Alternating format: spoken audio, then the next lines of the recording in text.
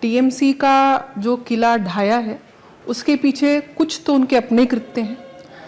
मेरे पास जो सबसे पहले मैसेज आया था 12-1 बजे के आसपास, मेरे एक दादा हैं, छोटे भाई, मुंह बोले भाई हैं, दीदी बंगाल में कमल खिल गया। एक सफोकेशन थी वहाँ के वोटर्स के अंदर, एक तरीके से घुटन थी।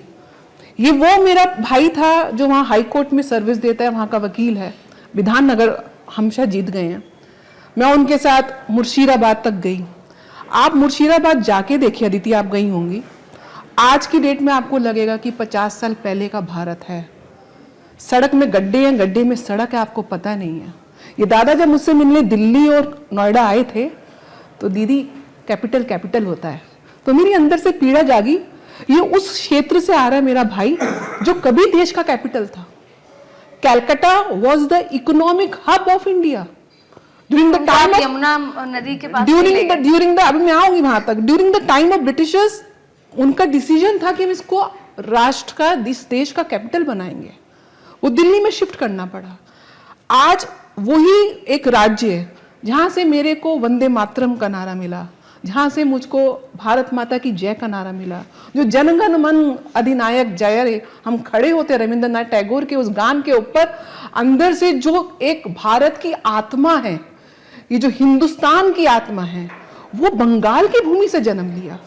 क्या तो बंगाल की मिट्टी ने दिया नहीं, चाहे लिटरेचर, सुभाष चंद्र बोस की सेना को हम किसी और की कुर्बानी के आगे हम नाप सकते हैं?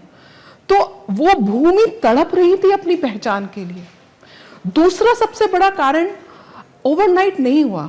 अगर एक दीपू हिंदू की लिंचिंग बांग्लादेश में हुई तो मेरा बंगाल में बैठा हुआ हिंदू कांप गया। वो ये कांप गया कि अगर ये डेमोग्राफिक चेंज जो मेरे बॉर्डर्स पे हो रही है, भाई साहब ने बताया, राज्य सरकार ने जमीन एलोकेट करी ही नहीं फेंसिंग के लिए। मुर्शिदाबाद का इतना बड़ा एरिया आप बांग्लादेश के साथ शेयर कर रहे हो और वहां से आवाजाही ऐसे हो रही है, टोटल मुस्लिम डोमिनेंसी आ चुकी है। आपके वर्कर्स को, बीजेपी वर्कर्स को बंगाल के मैं सैल्यूट करती हूं।